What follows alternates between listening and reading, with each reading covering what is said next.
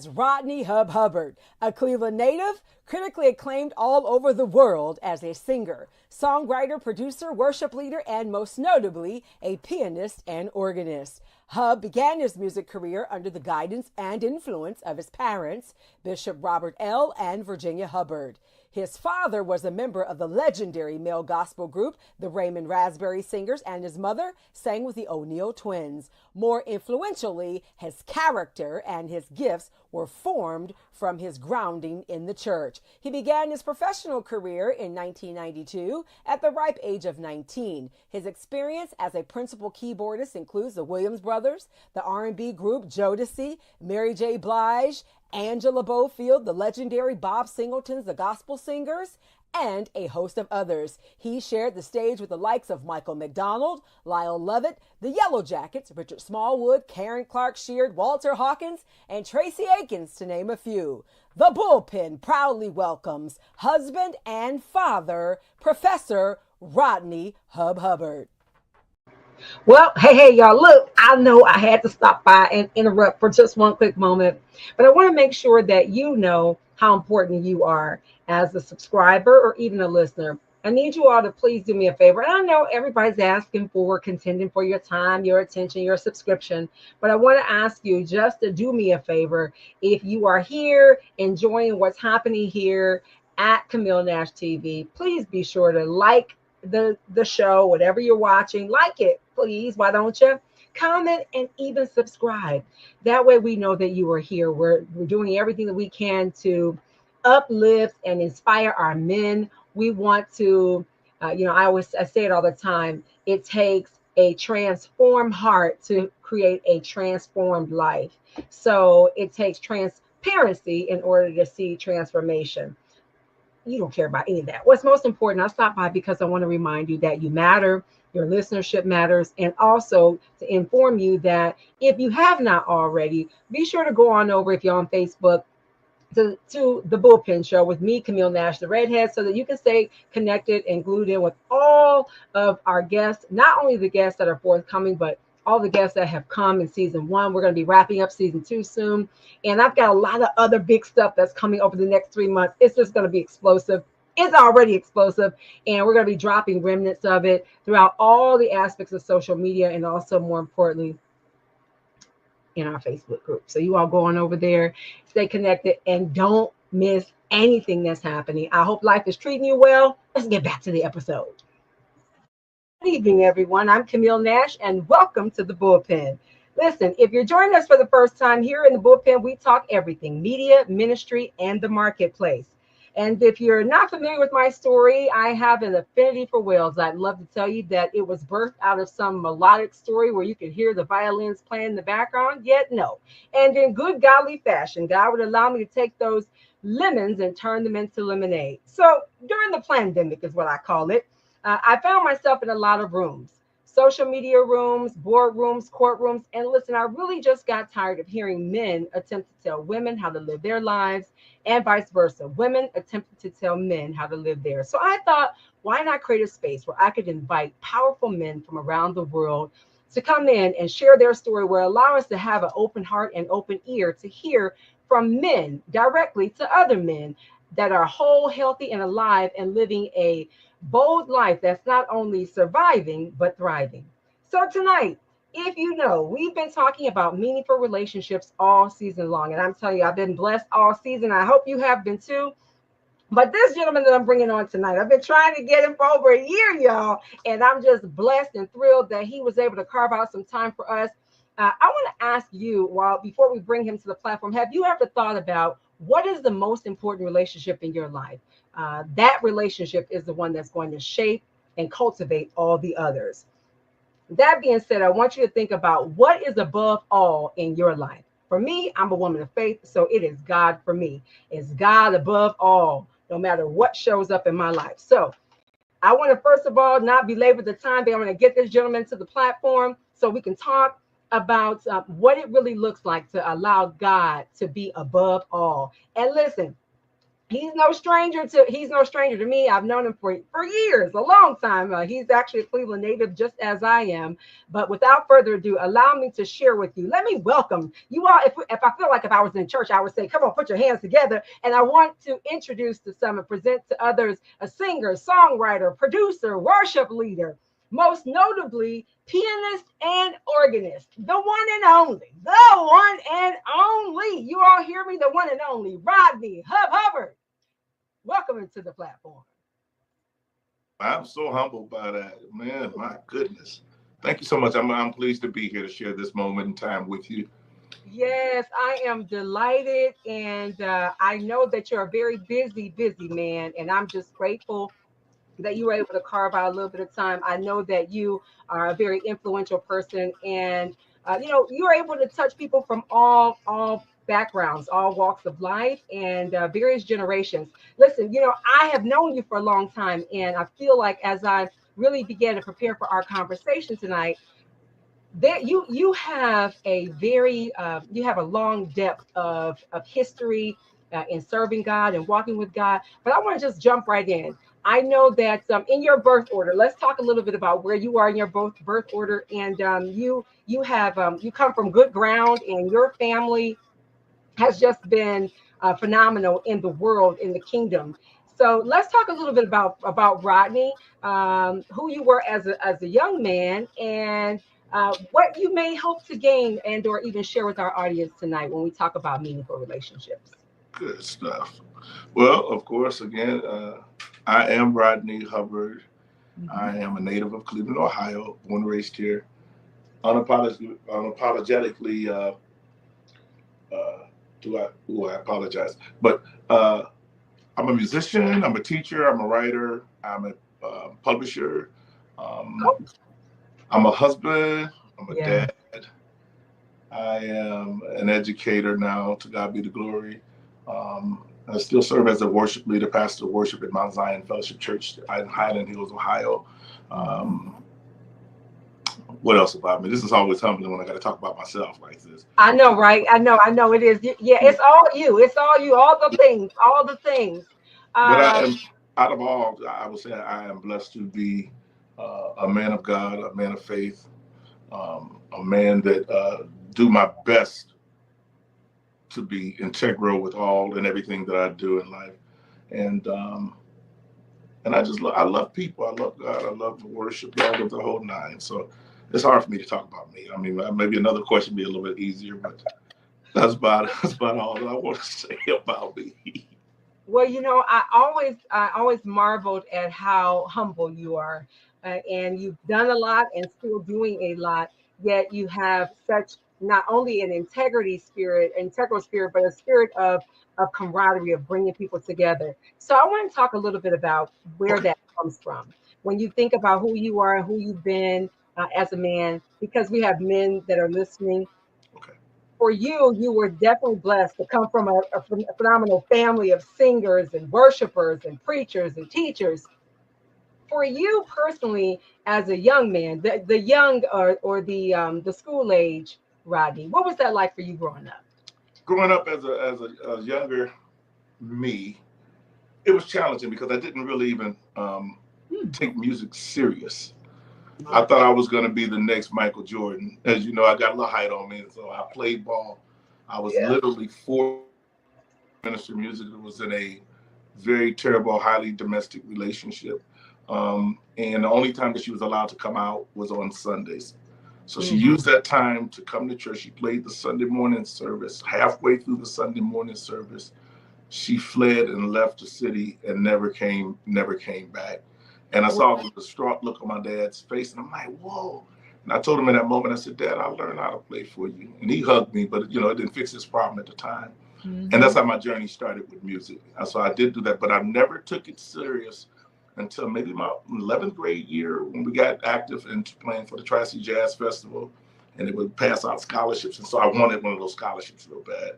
And I ended up getting it in my senior year doing music. But that's how I got into the music. And then once I began to cultivate it, and my mom for years, and I tell people this, and this is so humbling, for years before they gave us scholarships, my mom used to sell Tupperware and Avon, just to put us through music school. And Wow. I would see her, time and time with her, not having all of her needs being met, and but she made that sacrifice and investment into us all, not just me, but into all of us, just so that we could do that. And I live by this to this day, and I'm not saying this from a bragging standpoint at all, but I've never had like a 9-to-5 job. I've always done music from that point, which I've been tremendously blessed to have done that. But the young me, I was a ball player. I was trying to do that but then, God had his hand on my life and he had his plans for my life. And so I've learned to, submit to that and his authority in my life. And we're here where we are now. But the young Hubb wasn't serious about music much at all. So how long did it take before you realized, well, first of all, I think that's tremendous that your parents, you were able to watch the struggle to support your dad and say, hey, how can I support him? And you watched what that was like to see him in a bit of a compromising position. Yeah. And both your dad and mom were tremendous singers. I mean, very well known all over the world. And notably, of course, on the Midwest and East Coast, but traveled all over the country and abroad. And so, what was that like for you, though? Because all of you all can sing. They all can sing, y'all. They all can sing. The whole family. I mean, and just anointed. That's one of the things that I really appreciate and value about all of you. And I know the rest of them aren't here, but let me give them some kudos too. But for now, we're talking about you. You all always come across as not arrogant or pious, but very humble, yet allow God to be at the forefront. So what was it like? What were your parents like in instilling in you all in those private moments when it was time? The way it was for us is that each one of our parents gave us nuggets and things to develop our crafts and gifts. Like my dad, he taught us the ins and outs of the professionalism of the industry, the do's and the don'ts. And so we've learned so much. Like I can sit and watch a concert, but my view of that and through the lens of what he taught us how to look at things is different than most people. Like knowing how to show up after somebody than just tore the house down. Things of that nature. Knowing if you know that you're just not going to be able to push past what just happened, you bring it back down to reset. Come on, reset. You bring it back down, reset, and then begin to go in with what you know to do. And my dad used to tell us, always be hungry, never thirsty. In other words, be ready and prepared for the moment, but don't be thirsty, because when you get thirsty, you find yourself doing things that you wouldn't imagine yourself doing. Then the other thing he always tell us was to always be ready for the moment. And don't be afraid of the moment. He taught us not to be arrogant, but he taught us to be confident in what you do. But don't get it too twisted that this is not God working through you, and God's allowing you to use your gifts to bless other people. And so those are the nuggets he gave us. Mom was a nurturer, She spoiled us, Dad, Saturdays, and I'll be straight, Saturdays as a teenager coming up, that was the time to put on your nice little clothes and go to Random Mall or to go to Severance Mall with a little pen in your pocket and try to pick up on some young ladies. My old man would not allow me to leave until I played what the morning hymn would be for the next morning on Sundays. And so those kind of disciplines, then didn't like it. Now, greatly appreciate it. And I find myself like quoting this guy on a daily basis to my children, of the nuggets that he gave me. That is very, when I talk about a wise man, a man who had a lot of wisdom.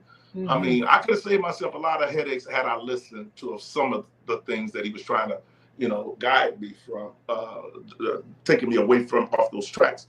But those are the nuggets he gave me. And then Mom, as I was saying, she was a nurturer. So anytime, we were getting disciplined hard, or Dad was riding us, he'd come on with the hugs and the words of encouragement, affirmation, and things of that nature. And I was literally blessed. We were blessed to have great parents. They didn't have a lot of money, resources like that. But I don't know the last time you can go into a drugstore and buy love off the counter, or you can buy peace of mind. You can't buy that kind of stuff. This is the things that they gave us. Here, my God, which is priceless.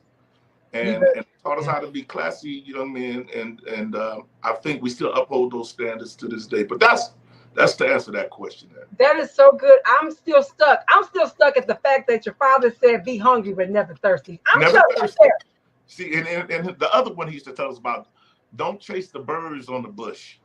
He said, because the moment you go to chasing the birds on the bush and you get close enough to the bush and try to grab what it was you was trying to go after, the bird will fly away. And you have no foundation. He said, build your own. Do this, do this. Those kind of nuggets. And I think that's why God has blessed me to see great success in my career, because of those type of teachings and upbringing that he gave us. And a lot of people don't know this, and I'll share this real quick. My father and mother met on the road.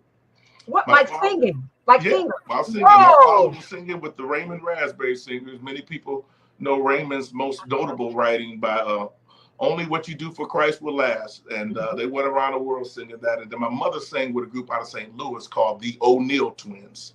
Right. And from that, they wanted my mom to be a member of the Caravans, and my grandmother wasn't going for that. So it was a lot of opportunities that skipped over, but they met on the road. And then I think once my mom and them settled here in Cleveland, I think that's where they united in marriage, so. So they met on the road singing. And I know your mom gave you some stories and told you a little bit about that. What was it? What was that like for her to meet him? Because they were singing, they were serving. They both were serving at the time, but obviously there was some kind of connection or something. She was madly in love. My father was our one and only first at everything. She had never dated anybody until that time. It was other people that had interest, but my mother was a church girl. Yeah. I mean, all the way up until the day God called her soul home. My grandmother was strict apostolic upraising, where my mom and them, they didn't even wear pants, Whoa. They were in dresses. I mean, even to the day, say it again. Or makeup. They didn't wear makeup. Oh, no, none of that. None of that. It was strict old school apostolic upbringing, like the no movies, the no nothing, just nuns, just nothing. But she met Dad, and I guess that really just turned her little thing on, and they got married, and then here come 4 of us coming from that union, And so, it's a great story. That really explains to me. That tells me a lot about you all's worship. Wow. Because you all worship, like y'all don't mess around. Like it's like, okay, if the rest of the people don't want to get involved, that's not your business. No, not at all. You're gonna do what you've been commissioned to do and assigned to do, and they better get in where they fit in. See, what the assignment is not from me to the people. In those moments, my assignment is to please God, through my praise, through my worship. And those that want to come along with that experience and experience that, that's how they do that. But I'm never singing to the people. Yeah. I'm never engaging them from that perspective, because I'm singing to an audience of one, if that makes sense. It does. So was that something inbred in you from your parents, or did that cultivate as you began to really have your own relationship and learn who God really was for yourself? I would have to say both, because you got to keep it in, for me to keep it in context. They taught us how to have a personal relationship with God. So that's key overall. But praise and worship wasn't a thing when I was coming up. Right. We did devotional service, testimonial service, and things of that nature. So they didn't know how to teach me to cultivate for the worship and praise thing that we do within our churches now. But they did give me the financial, the foundation is the word I'm looking for. Singing as unto the Lord, and I think that's what they absolutely did teach us that. You were definitely blessed. There's no question about it. I'm thinking also when you had mentioned about your mom and the sacrifice that she made. A lot of times folks don't realize the sacrifices parents make, period. And mothers is something special about the mothers and their sons, right? Or mothers and their children. What was that like for you to see her sacrifice then when it came to your commitment in learning? Most of the times as she was sacrificing, I didn't understand it was a sacrifice. Well, Then You there's know, I was living through whatever they was giving us. I didn't really appreciate it until I became an adult and a husband and a father. Like, she really did this on 10 to make sure that we had the tools necessary for us to navigate through life, through ministry. And when I think about that even now, I mean, I still get emotional about it because there's just so many bad parents out here that don't want their kids to be better or do better and expand the brand or whatever that it is that they do. But I didn't have that. You know, in my mom, she was really, really a nurturer of our gifts, the whole nine. She was a great mother. Great mother. And a lot of people don't know this too. I thought this as a privilege. My mother played the piano. She was my first piano teacher. Yes. Yeah. She only played in one key and maybe a couple songs, but she did. Right. Right. But she was able to give you some guidance. She did. So I remember reading in your bio that you're learning more about your story, that you, as a teenager, is when you really got serious about it. I believe somewhere in high school, junior, senior year. Yeah, I was 17. What was the pivotal moment for you? What happened? What was the pivotal moment where you said, I'm going, if I'm going to do this, I'm going to do this, I'm going to go all the way. I'm going to give it everything I've got. What was that? Growing up at the Cleveland School of Arts, it was highly competitive with musicians, keyboard players, the whole nine. So I didn't have an opportunity, 9th grade, 10th grade, to play because I was in school with a guy named Frank McComb. I was in school with a guy by the name of Lafayette Carthon. And these guys got the call. Well, more so Lafayette got the calls more than any of us. And so once he graduated, and the Tri-C, again, I was telling you about the Tri-C Jazz Fest, it began to open up where they had other opportunities for those of us who played to get in. And I got in my 11th grade year, and then 12th grade year is when I began to, to receive those different opportunities of scholarships and schooling of that nature. But how did it feel? It was kind of hard for me because I'm known as a late bloomer. Most people who do what I do, they start young, like 8 years old, 10 years old, things of that. I didn't start, even when I said that to my dad, I had to be about 12. And that's kind of old for what we do. So I had a lot of catching up to do. Yeah. And then my dad being a stickler the way he was, we weren't allowed to listen to, of course, certainly R&B music. For those that don't know, my dad was a pastor. Yes. And so we couldn't listen to none of the R&B music in his house. And I'm gonna tell you this, it even went further than that. We couldn't listen to the Winans and Commission and Take Six. My old man was old school, just from his, and I see the pattern happening. Even, you take it down, you got people who don't like Kirk Franklin, because they feel like he's going too far this way or that way. They didn't like the Hawkins sound when the Hawkins came out, when James Cleveland started bringing instruments into the churches, they didn't like that. Church back then was more like an AME setting where you sang choral music, like the Wings Over Jordan type music. They accepted stuff like that. But to have a full band, y'all doing rock and roll in the church. And that's how they looked at it. And so my old man was of that thinking. That's not gospel music. And I'm saying, is it in the notes or is it in the message, sir? And we would have plenty of debates about that. Okay, well, what were those debates like? Because there's something about sound, and I won't belabor talking about sound. I mean, you're the professor when it comes to music, but there's something about sound where people have their perspectives around what certain sounds mean and what they invite, what type of spirits come along with them. But I want to know what were those debates like, or having to prove, because it's really not a debate for your parents. It's like you got to prove your point.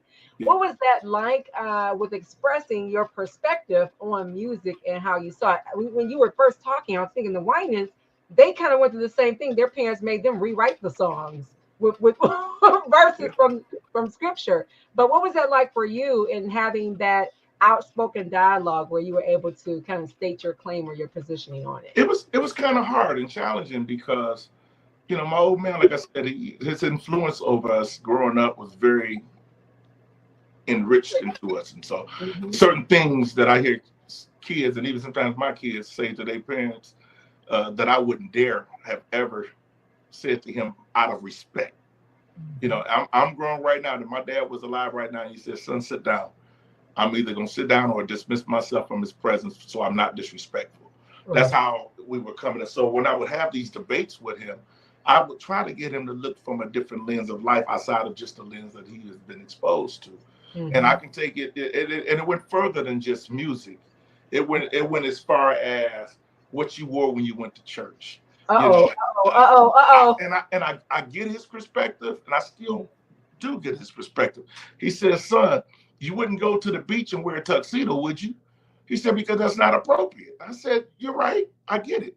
I said, but also that we're in a different generation now. Not to say that what was wrong, what back then is wrong. No, there's nothing wrong with that. But now we're putting a different bait on the hook to win people to Christ. So maybe I put on this T-shirt, somebody that don't have a suit can identify with me. And he just could not understand that principle overall. So those debates were kind of hard, and it sort of set me back a little bit because again, I had to play catch up. I had to learn how to play R&B music. I had to learn how to play, you know, some of the contemporary gospel music of the time. And I didn't have it in my shed. I knew how to play anything old school because that's what he taught me. So debating with Pops was always interesting. He had his set of values that he wasn't going to move away from one way or the other. And neither would he have been open to, you know, the idea, because then he feels like he's submitting to something that he doesn't subscribe to. So those are kind of hard conversations. Some of the things that he said, I still today, I agree. I see them, and then a lot of them is just not so, because here's a pure example of this. Like when I started going out and was working in the world of the R&B. R&B, I was just getting ready to say Jodeci, Mary J. Blige, some of those people that you played for. What was that like? Oh my goodness! And had a great time with them, but the whole time I was there, I was communicating with my mom, not so much him, because he really couldn't wrap his mind around that, you know. But I was to tell him, I said, Dad, God only made 12 tones in the world, but you would accept me. And this is what I remember telling him one time. I said, Dad, you would accept me and celebrate me if you were able to tell your friends, oh, my son is at Severance Hall doing a concert with the orchestra, this, that, and the other. Okay, so what's the difference? You know, because they got the same liquor and stuff all in there that they got down at the clubhouse or out on the road or wherever you go. So it's not about what's around, it's about how you conduct yourselves with it, you know, and he couldn't quite get that. So a lot of people don't get that, but I understand it. If I were to become a professional football player at the time, you would celebrate me. But when it came to music, for some kind of reason, people just put a ceiling cap on it. Like, if you do this, then this means this, that, and the other. And I've always never took other people's opinion about my choices for my life as though it really had value or weight in it. You know, if it didn't resonate to me that way, I went the way that I felt was best for me. And many times, even now, there's certain things, and I don't mind sharing this and being transparent, there's certain things that we hear preached over the pulpits now that my wife and I, we just don't agree with it. And it's sad because they feel like it's their truth. And I'm like, that's not true. You need to go back and study that scripture again, you know. But we don't put them on blast. We just learn how to just say, hey, this is our truth. We're not going to waver from that because you said this or that, you know. So Dad was go ahead. No, I was going to say that's very interesting because some of it is just old dogma, in my opinion. And, it is. And because we can read. Hello, for anybody else listening, we can read, we can understand, we can comprehend. God speaks directly to us too, through his word. And otherwise, 2 Timothy 2:15 wouldn't be necessary. It says, study thy own self-approved. It didn't say that you have to only hear it from one way. Absolutely. Study thy own self-approved, be a workman need not be ashamed, rightly dividing the word of truth. So there's a right way and a wrong way. Rightly, and there's a wrong way. There is. When I hear you say that, I can only imagine what has that been like for you all as you're even now, because you've known ministry and church your whole life, so you've had those conversations with your dad and your mom, and do you think that some of it, when you said there's only 12 notes, right? So do you think some of it was more so of a protection, or did you find that it was more of a control? A bit of both. A bit of both. A bit of both. Like I tell you, my dad was a disciplinarian. It's how he says it goes, and that's the way we move. You know, Yeah. I remember as a kid, we lived between two major churches. Yeah. And I won't disclose it because you know what churches I'm talking about. But we lived between two major churches. I know, but I won't say anything. And as a kid, he used to tell us that those are social clubs. You know, these people are not really saved. They go there to have connections, this, that, and the other. And as a kid, you believe what your parents give you. And for years, I used to think like that until I got grown and found myself attracted to these groups of people. Like, these people are the ones running the city. These people are the movers and the shakers. These people ain't broke. These people live out there. These people are doing this. These people got money. Yeah, yeah. You know, some of these people got hospitals named after them. You know, and it's like, why am I going to believe? But this is years later. Yeah. You know, like, and I've had a conversation with him before he passed on about it. Okay. Said, you can't be closed like that. You know, you got to open yourself to the unknown sometimes, and you can't be afraid to go after those moments and opportunities. Like, I'll tell you, when I first started up at Kent State, I was highly intimidated because of all of these other professions. One, they're tenured. Two, they've been doing it a long time. And I remember when I walked in the first staff meeting, and they introduced me to the entire staff. I'm like one of maybe at that time 3 or 4 Black people in the program. And what now down is just that I'm the only one now. I'm the only Black within the program within the School of Music. But it was so intimidating. But then I look now down the road, like, had I not gone through that and stretched myself, I wouldn't be here. I'm comfortable now. I'm good to go now. But those are the things that he never took. He didn't take risk. I take risk. And if it doesn't turn out the way I need for it to turn out, I'll pull myself out of there and keep moving and stick something else, throw something else up against the wall to see what else will stick. And so those are some of the things that he and I were very, very different on. Even today, I will take some risks now because I'm older. I can't take no stupid risk. You know, I can't do nothing dumb. You know, because it can't cost me my life at this point. Yeah. But if an opportunity opens, and I've done my research, and I think it may be something good for me, I'll go after it. Certainly. And since you mentioned your professorship with Kent, my goodness, congratulations, kudos to you. Thank you. I think that is a phenomenal. I mean, just think about it. Sometimes, even in the beginning of our conversation, you're like, you know, we don't think about the things that we've done. You've worked for this. Yeah. You work for it. And when I hear you talk about, like, you felt like you were a late bloomer, God redeems the time. So you've not. Yeah, he does. Yes, he does. God redeems the time, and you're evidence of that.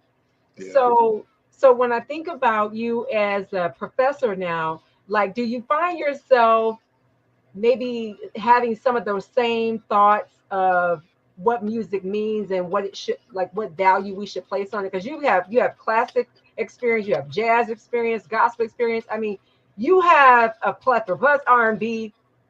I don't know. Have you done any country? Your mom done country? We did a few country gigs. Country too. So you've done a lot in your lifetime. Wow. And when it comes to teaching the younger generation, how receptive are they to what your insight is? They are very receptive. Yeah. To me teaching. The majority of my students are white Caucasian. Yeah. That loves Black gospel music. Up at the School of Music, gospel music is one of the main ensembles now, and so it's always been credited. You know, you get credit for taking that course, and now it's mandated that if you are studying within the School of Music, you have to take 2 semesters with me. And I think that was a major thumbs up with that. But these kids, they eat it up. It gives me an opportunity to share Christ with them.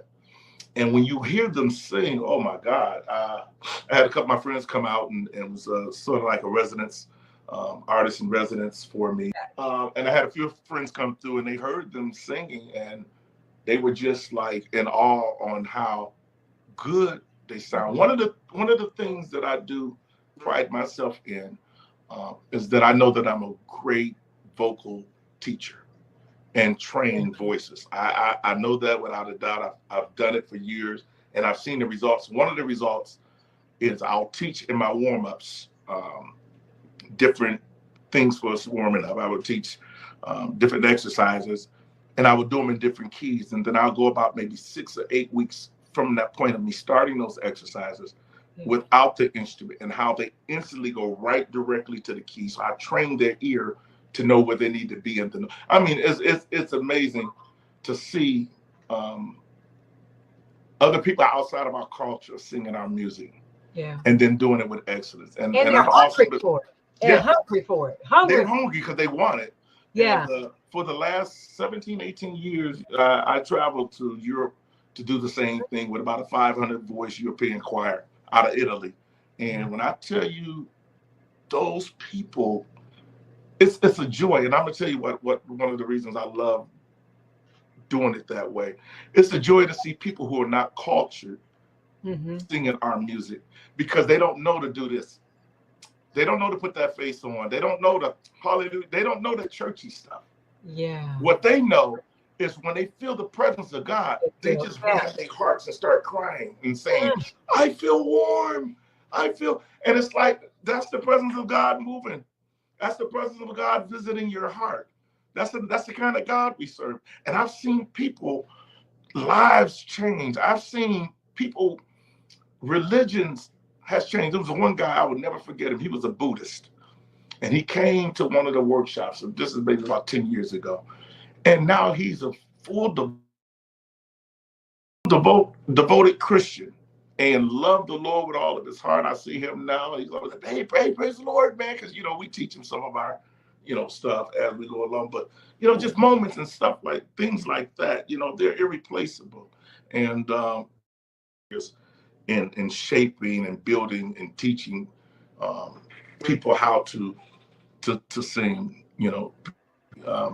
our Black gospel music. Yeah. How powerful is that, though, to know that, like, to have that level of impact and exposure to be able to really change hearts. My gosh, the Buddhists, you changed it. You invited them to Christ. I mean, our goal obviously is to lead everyone to Christ. God does the rest, but we're supposed to be leading them to Christ. Yes, but my goodness, what was that like? Like, I mean, I have my own thoughts on it, but what was that like for you to see that with your own eyes, that you were able to not only present Christ, but to see him surrender his life and turn over to Christ? When you're a part of the experience, it's amazing. Yeah. To literally see people's lives change through music. It's powerful. Because we may not be able to even sit down and have a conversation because you don't speak good English or I don't speak good Italian. But when we get into this music, we're able to communicate very clearly. Yeah. They're thinking. You were talking about the major impact that you're making with other countries and what that experience is like before. Yeah. I've been blessed and fortunate to have traveled abroad doing gospel music. We've had opportunity to share. Of course, in Italy, I go annually for there.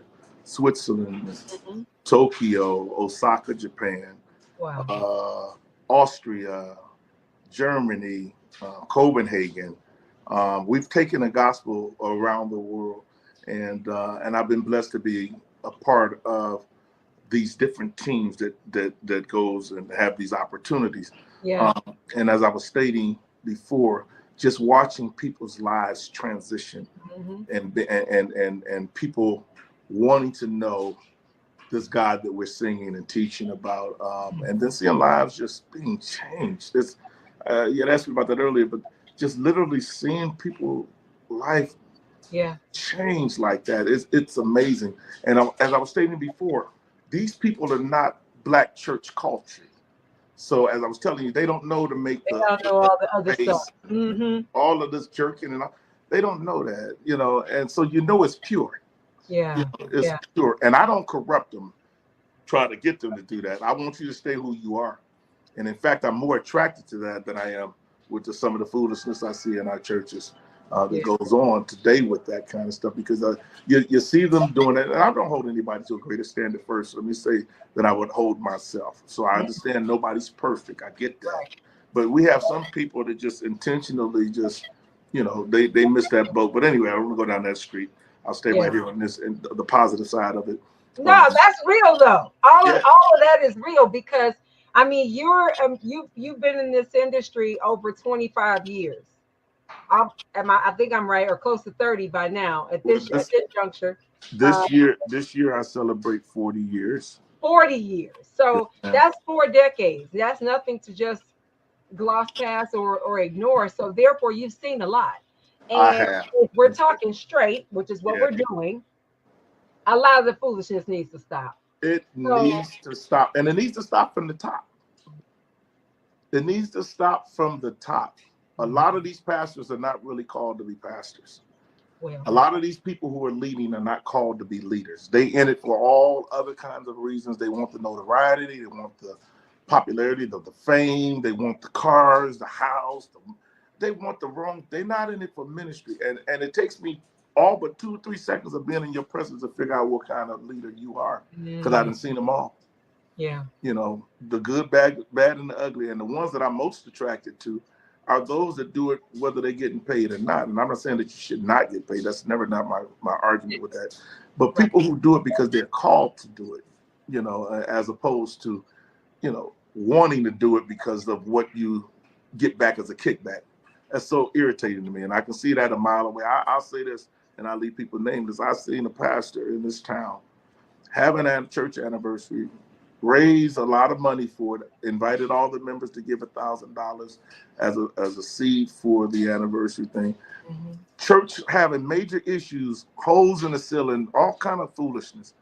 And you pull up the next week, from what I'm told, in a brand new Porsche. What kind of foolishness is this, bro? Yeah. What is really going on here? And it's not just that. This story happens over and over and over again. And it's so much blood on some of these guys' hands. I just ask God for his mercy. Yeah. When it comes their time for judgment, God, just have mercy, please. Because if they got what they deserve based on your word, they in trouble. Well, and really that's all we can do is pray, because, you know, God has the final say and will judge. What I know for sure is God is certainly looking at our hearts. And that's it. The intention of the heart is don't show. It'll show up. And so I still remember you saying that you've been blessed for almost 40 years to have done music, all music, never had to take another job. And that in itself is a huge testament. But I was also thinking about, I believe it was, excuse me, Tamala Mann's husband, where he was talking about sometimes people get so caught up in, I have to be paid, I have to be paid, I have to be paid. Not again that there's anything wrong with being paid, because you should be, rightfully so, for you know, pay for your work, for a man's work. Yet at the same time, sometimes people are asking for pay that they're not even good enough to get yet. Let me just in my own opinion, where it's like you don't have enough hours yet. Exactly. Like you don't have enough invested time in it, and sacrifice and time, talent, treasure, so that God can get the glory, not you. Yeah. And so I just believe that, you know, God is doing it slowly. He's removing. He will remove folks. Yeah. And it's going to always happen, never on our time, but it's God's time. What I wanted to also ask you about is, I know that, you know, we served in the same ministry for a while, and I really, for me personally, I appreciated what you said earlier about looking at other examples of people that were being blessed by God, and they weren't in it for the wrong reasons. It was really to grow people existentially in more ways than one. And yet you were able to see the fruit. You see God's elevation and fruit. And in that ministry, for me, my own personal experience, eyes looking at it, I that's what I received. I received a lot of great fruit. Nobody is without error. I'll just say that. Nobody in no walk of life in no arena is without error. However, it was huge for me. What was it like for you to watch a ministry go from just a couple hundred to 20, 30,000 people, without scandal, without all that stuff, but just be able to witness it, boots on the ground? What was that like for you? I absolutely loved that period in time in my life. Yeah. I loved it for a lot of reasons. One, I was a part of the success and the growth of that particular ministry. I saw it go from literally 500 to 20-something thousand people. And the love and the fellowship that I shared with the brothers, the other couples that we met at the church, we still have relationships with some of them to this day that is still solid. And for me, I wouldn't trade that for anything. I loved it. The thing that I do thank God for is for vindication. After 14 years of being removed from that ministry, the pastor and I finally sat down and had a beautiful heart-to-heart conversation. It was genuine. Without going into details, there were some things that we had, because you said this and I said this before, there's none of us that are perfect. And I don't put blame on him as much or any less than what I would put on myself, because there were things that were not in his control. I like to go on record by saying that, of some of the things that I experienced by way of me having to remove myself from that particular ministry. But we're able to vindicate our relationship, and it's like we're like two little boys now, texting, because now we have things that we can talk about that we've accomplished during that period of time of being away. Like, he's Greek now, I'm Greek. I say he chose the wrong way. He said I chose the wrong way. We have jokes of that. Our wives are now Greek. They cross and pledged at the same time. And so it's a lot of things that we have in common. And so we see each other a little bit more often now. But for that period of time in life, it was a true blessing, because it was other men that operated like I operated prior to even coming there. When it comes to integrity, when it comes to my character, when it comes to my name, I would do anything to make sure that I keep a good hand on that. I'm not going to let something take me down. So you had other brothers who seen beautiful flowers too, because they had a lot of beautiful flowers that went to that church. But you got to be disciplined enough to understand, this is the wife that God gave me. This is the one that I would never, step out of these lines for anything. And we had other brothers that were the same way. And so it made it, accountability systems were in place for us. And so I loved it my whole time there. I really did. And then I'll say this, and then moving forward, for anything less than what I was experiencing there was very, very, very hard and irritating. Because my standards were such. Like, if our service started, if our service started at 10:30, on time. We're going to start at 10:30, but I'm going to be there at about 9:45 to get myself in place in case there's some changes we need to do. Whatever needs to happen, I'm there 45 minutes to 30 minutes early, intentionally. Move to other ministries that say the same service started at 10:30. Folk pulling in at 10:27. I'm like, what is up with this? Or the pastor called me, well, just keep singing till you see me. Huh? Where you at, man? It's your ministry. But then you got to sit down and talk about other ministries that's doing what you want to do, but you're not willing to do what needs to be done to get those type of results. And it was so irritating. But I will say this. There was one ministry that I was affiliated with, and they had a sign in the back of that church that hung there. Now, the pastor never used it or applied it to his life, but it hit me. And it says, education creates opportunity.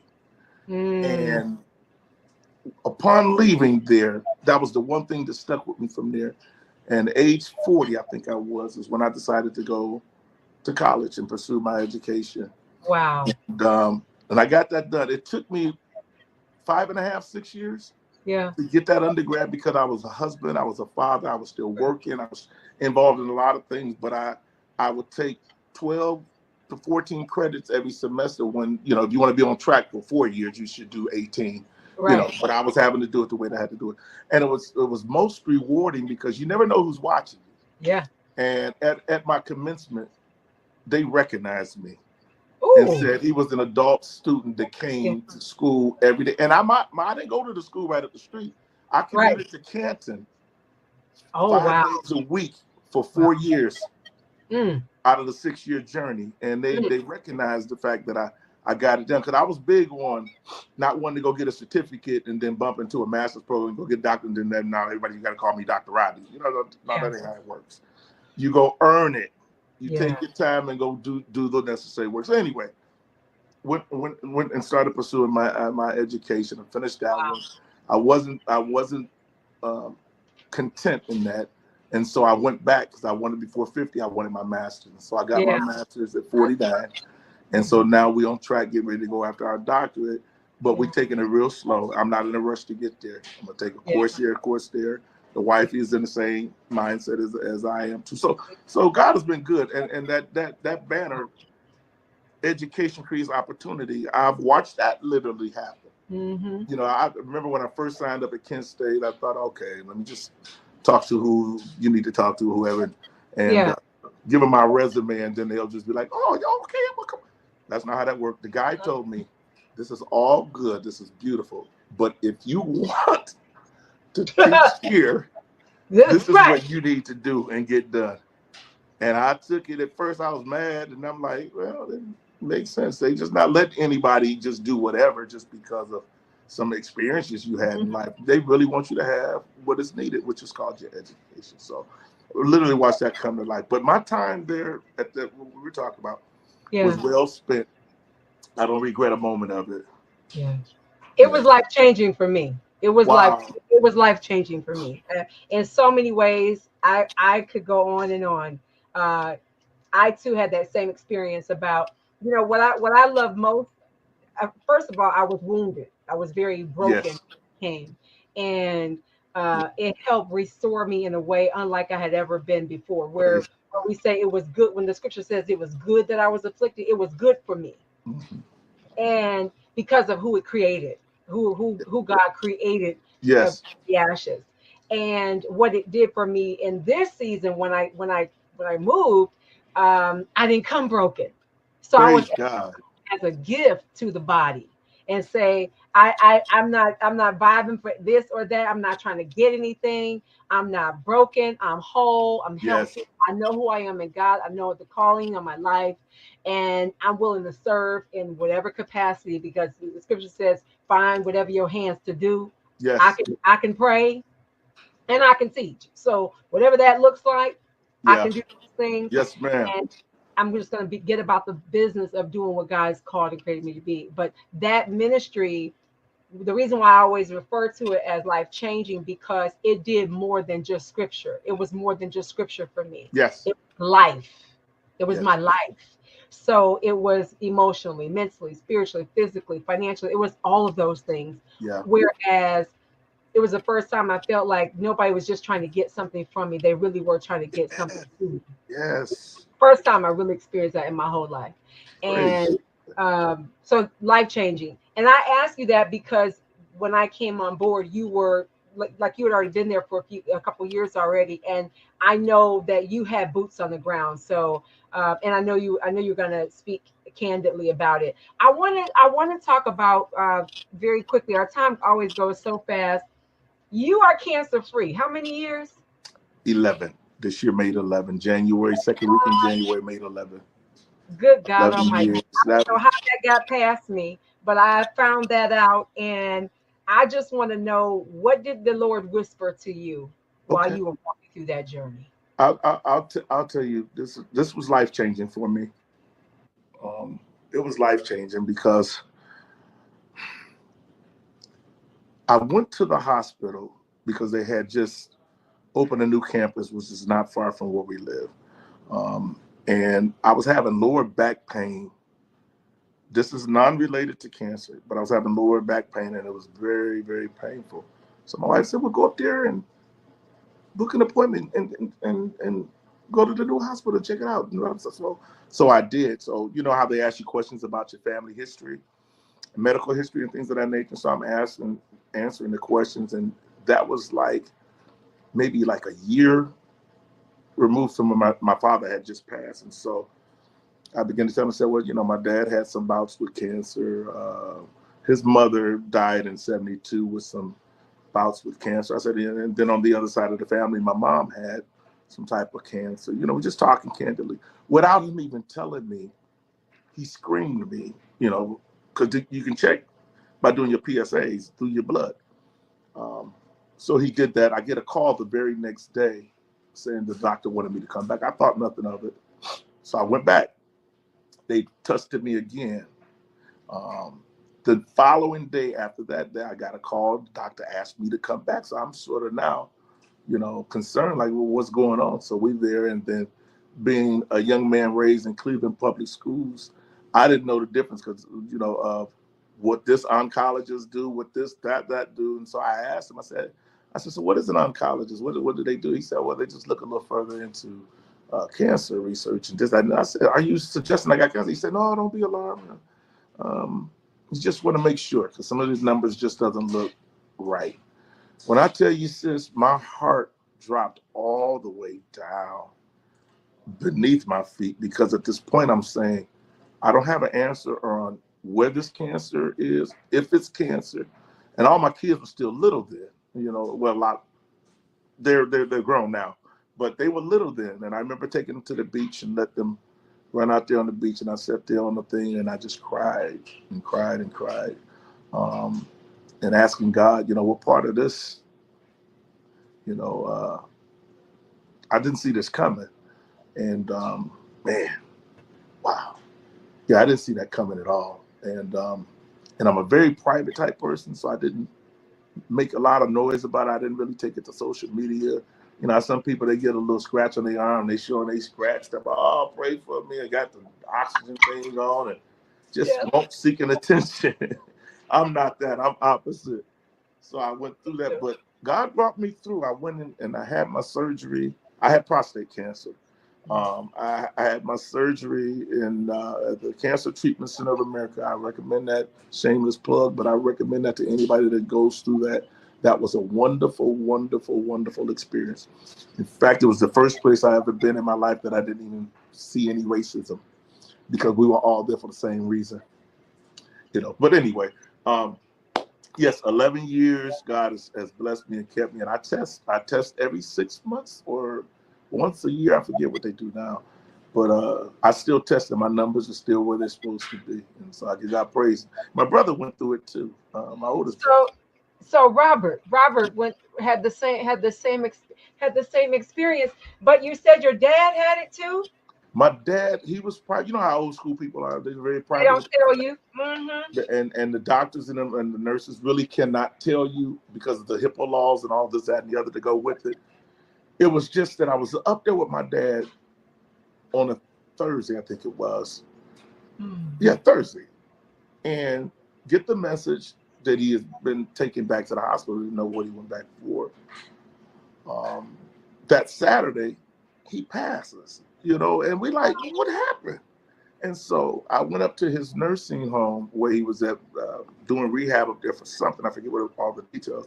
But I went up there and I went to the nurse's station. I said, this is weird. I said, he was just doing okay just 2 days ago. What happened? Yeah. And so one of the nurses said to me, she said, I'm not supposed to say nothing. You didn't hear nothing. You didn't hear anything from me. But Mr. Hubbard had a bout with cancer. I said, my father had cancer? And I broke. She said, you didn't hear it from me. I didn't say nothing, but I think somebody needs to know something. And it broke my heart. Like, wow. Like, Dad, you should have shared that with us if you knew that was going on. See, my dad, I'll say this too, as the older he got, the more attention he was seeking from us, you know, to drop our world. I'll never forget one Thanksgiving, he got taken to the hospital, 911, and he called all of us. And so we all left our families and run up to the hospital. And he's sitting in there smiling, talking about, it's so good to see all my children in one place today. I haven't seen all of y'all in one space in years. It's good to see you. And I'm looking at him like, dude, I got a turkey and a family at home, and you on this guy. But that was how he rolled. That was how he did his thing. But yeah, so we found out about him having that, and we knew his mom had some type of cancer, and she passed in 72, because I never got an opportunity to meet her. She passed maybe like 3 months before I was born. And then my grandmother on my mother's side, she passed away in 2007 from some type of cancer bout that she was dealing with. So we knew that it was in the family. And so since my experience, both my brothers have since then gone and got themselves tested and got themselves on schedule. And I think I want to be a little bit more vocal about it moving forward, because there's a lot of men that just don't go and get checked. You know, and cancer is one of those type of things. You don't feel it until it's gone way, way too far. Wait a minute. Sit back and say it again. You don't feel cancer until it's way, way, way too far for them to even be able to do anything to help you. Because it's not a disease that you feel it every day, but it's working inside your body, you know, and it's destroying your body, many brothers. I had a good friend of mine who was feeling perfectly well, and went to the doctor. I found out he had stage 4 cancer. He was dead in a month and a half. Because I understand how when that gets in your head and brain, like you got the big C word, oh man, it tears a hole in you. And but I think more men need to be given the opportunity or challenge, or we speak about it. Go get yourself checked. I just recently had my colonoscopy, and all is well. They found a couple of polyps, but they were able to remove those off of my body. It's just about going and taking care of yourself. A guy told me one day, he said, man, if you don't take care of you, you can't take care of anybody else. And so I've learned to apply that in my life in every area. Like, I have to take care of me the best that I can. And I want to now be an advocate to others to go and catch up on where your health really is. That's so good. And especially for our Black men. Absolutely. Most definitely. So you're an empty nester now. Yeah, that's what they keep lurking around here, but I want them to go ahead and just keep it moving. You and Stacey are empty nesters now. What's it like to have raised your children and now see the fruit, some of the fruit of what you have deposited in them? What's that like for you now? With them it's beautiful to see. It's beautiful to experience. And one of the things, like a lot of couples say to us, oh, now y'all can go and do this and do that. And the reality is we never stopped dating. We dated during the whole time. I mean, everything ain't always been good, but we ain't throw in the towel. You know, we had to work and get tools, you know, to help us navigate whatever we were having issues with. And we still use them to this day. I mean, we go to counseling. You know, my wife is a therapist. She's a therapist. Yeah, I was gonna say you got a therapist in the house.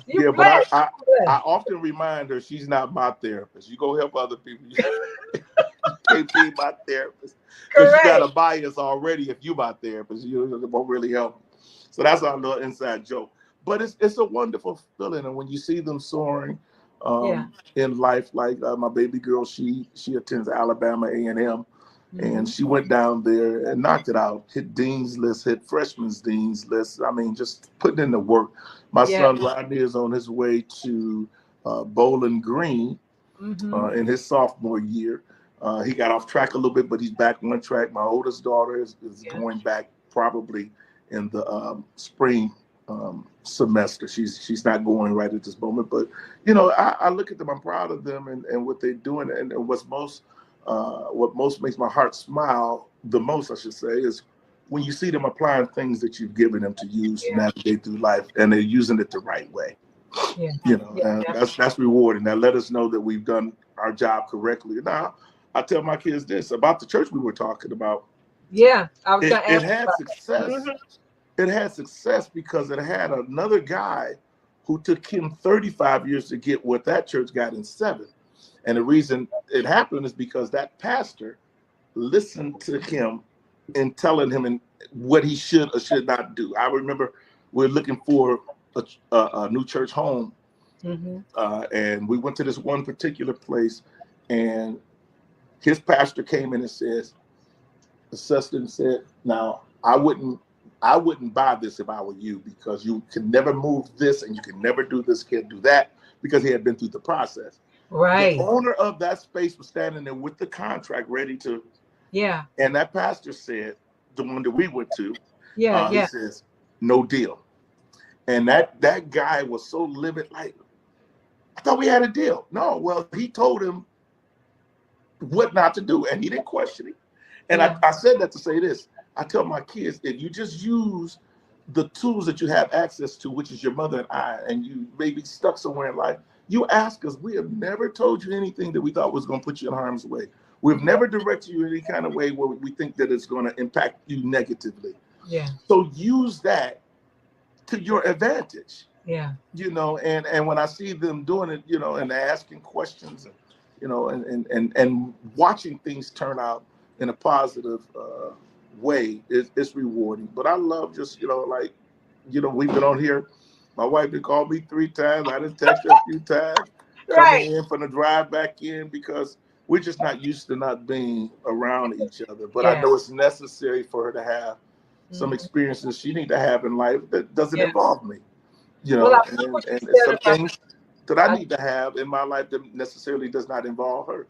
So when I see her, my heart is already growing fonder. You know, I can't wait, you know, but those kind of things. And that's also because you all have already embraced the heart and understanding of dating each other. I mean, like, you know, all these years, 25 years together, and still have that heart of, I'm still dating my wife. Like, that in itself is already a differentiator. Now, I'll say this, because I've never liked to paint a false narrative to things. It ain't always been like that. Sometimes it got hard, you know, not for no infidelity reasons, you know, but just life be life. And sometimes things get hard. But when you think about what God has given you as a gift, you learn how to go and get help for it. And I remember in periods of times, we would just go to some counseling sessions just when nothing was wrong, just to get us some tools, you know, and those tools have been helpful. And we've been able to help other couples and other people navigate through their relationships. Not that we got it all perfectly figured out. Absolutely not. But over the past 26 years, we have made a commitment to say, come hell or high water, we rolling together. Let's go get it done, you know, and that's how we move. And you all have it figured out for each other. For each other. And that's something I tell couples out for each other, because God gives you a suitable mate, custom for you.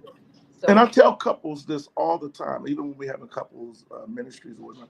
Like, I was going to ask you, are you all still doing that? I know you were. Yes, ma'am. Okay. And we're gonna go back to doing it like in banquet style settings and things of that nature. Is that every marriage, and I mean this when I say this, every marriage should be customized to the two that is in that marriage. Because if I'm looking over across the street thinking that I see something that they're doing, and I think it's good, or I think that we need to do that. Well, look, check out, it may not work for us. I remember this one instance, being transparent moment. A minister that we were under the ministry, the same church where we were all once a part of, had got up and spoke and talked about the TV he took out of his bedroom, because that's not a place for a television. You know, that's a place for intimacy and time for your mate, this, that, and the other. And so we came home after church, and mother started taking our TV out. Now, I sleep by the TV, which is not a good habit. And I said, hey, so that ain't gonna work for us, because I can't fall asleep if I don't have my TV. But he's right. I said, no, that works for them. That ain't gonna work for us over here. Yeah, and so of course we make compromise along the way, but I'm just using that as one of the examples. Like, marriages have to be customized. If you try to do it like we think they're doing it over there, it's not gonna work. And make sure when you meet your mate, I tell young brothers this all the time, make sure when you meet the mate that you say you want to spend the rest of your life with, make sure she has everything, for the most part, that you would love in a woman, that would make you want to stay with her the rest of her life, you know, because it's not easy, as we know. It's not an easy thing, you know, because nobody in the world, whenever it's time to eat, I don't care how much you look chocolate chips. Every time you go to eat, you don't want to eat a chocolate chip cookie. You want to add some ice cream. You want to add. There's all kind of stuff you want to do. But unfortunately, the way that this is designed, this is not. You got to figure out how to make your chocolate chip cookie creative, you know, and make it go. I was just down at the convention with my wife down there, and there's a lot of beautiful Delta women down there. There's a lot of. She said, "You like a little kid in the candy store?" I said, "Yes, ma'am, I am." I said, "You all are beautiful." I'm not even gonna lie. I couldn't wait to get from down there. I'm like, there's too much going on down here. It's too much. Yeah, and it's 30,000 of them. Yeah. You know, so it's a lot of people. I said that to be very, you know, candid. No, we get it. Funny, but that's reality, though. That's reality. It is. We can't get away from truth. That's truth. Yeah. And so, yeah, you gotta look at the menu. That means you're making an order. No, I can't. Now, can't make the order. You can't make an order, but you're not dead. Your eyes is open. No, I just see it like this. I am beholding the beauty of the Lord and what He has created. And she told me to go somewhere with that foolishness. I said, you know, I'm telling the truth. We get on out of here. That is too funny.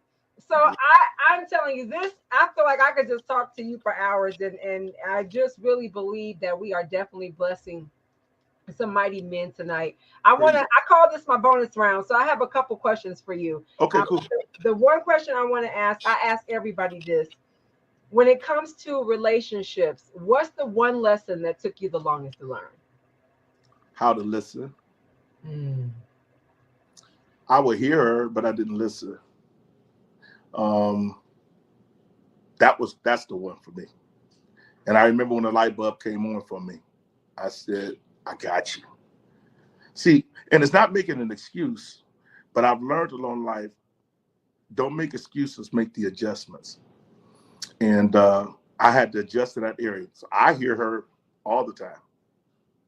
I hear her all the time, but that was my one lesson. That was the one. I wasn't hearing her. Yeah. One word that describes you. One word that describes me.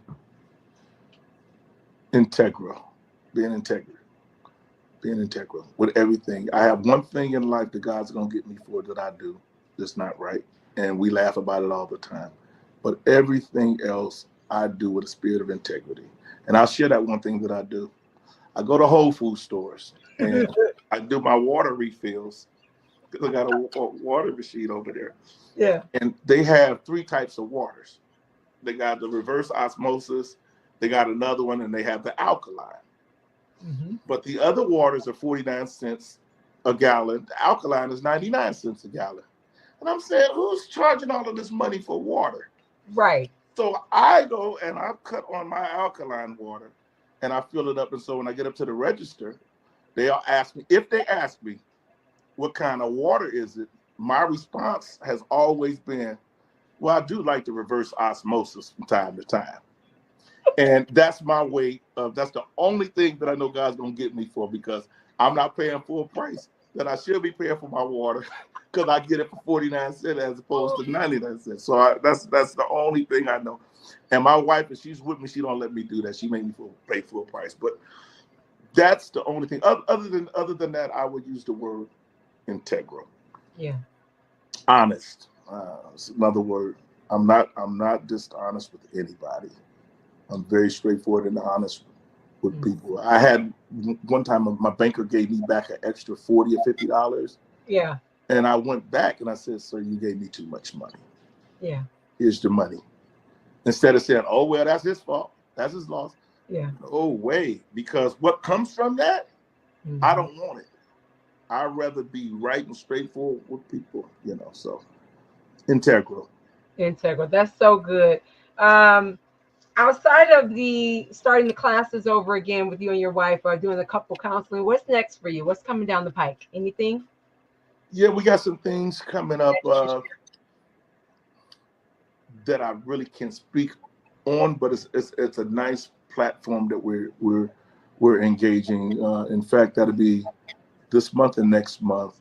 Okay. Then the other thing, what else is going on here? Just getting right back into the rhythm of my real life. It's a whole lot to just be going on, you know.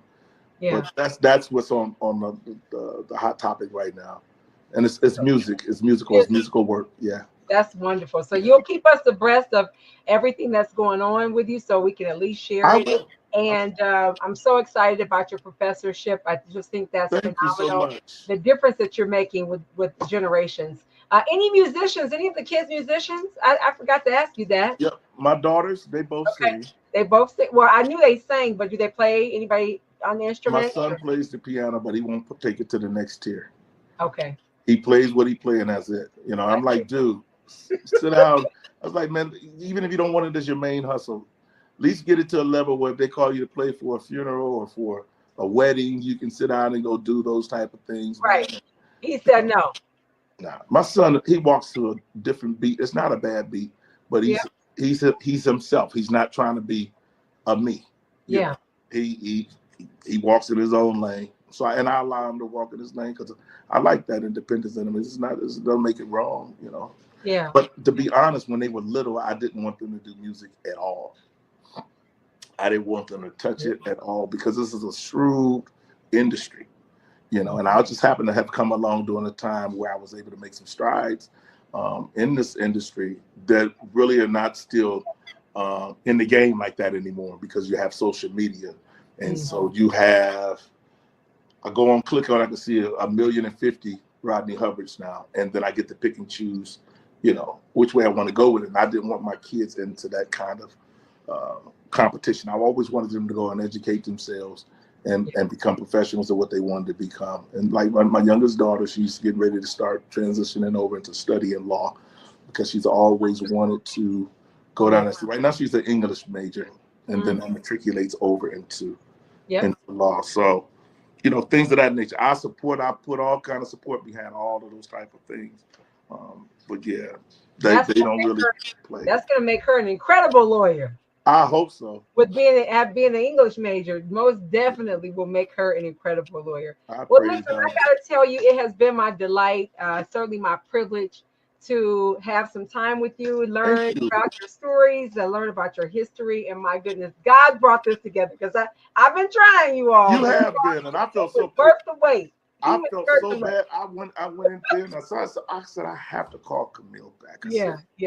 I said I can't be that busy. I said she reached out and I made sure I sat down and get this taken care of, which I appreciate. I appreciate you thinking of me and invited me in to come in and just have a few words of conversation with you. I appreciate that. Most definitely been my pleasure and delight. And of course, we do thank you for coming into the bullpen and sharing your wisdom. All right. So again, I say thank you. We salute you. We appreciate you and all the wonderful nuggets that you dropped for us tonight. And we can't wait to see all that God has for you and what's to come. Praise again, thank you so much. And we'll see you again. And yes, ma'am. Yes, ma'am. Thank you. All right, you all. What? I told you, Rodney Hubbard. That's the name. You make sure you go follow him so that you can stay attuned to everything that he's doing. So my well theory tonight is very, very short. He has so much good stuff, so much good stuff. But the biggest one that stands right at the top for me, I mean, it just lifts right up off the page, and it is to.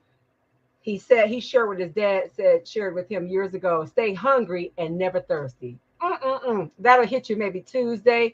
Stay hungry, but never thirsty. And education creates opportunities. So you all see what he was able to do. No excuses, just adjustments, and look for ways to go on and soar. So I want you all to do the very same thing. Don't allow all of what Rodney has shared with you tonight to fall on deaf ear. Take it. Run with it. And you all do me a favor. Don't just keep it to yourself. Share it with someone else. And if you just now are listening, be sure to go over to the Facebook group. We have a private Facebook group for all of the men that have come into the bullpen and even those that are forthcoming. So you don't miss not one moment of anything going on, not only here in the bullpen, but also with all of our guests. And again, it's been my pleasure and my delight to serve you in this way. And we will see you in our very next episode of the bullpen. Good night.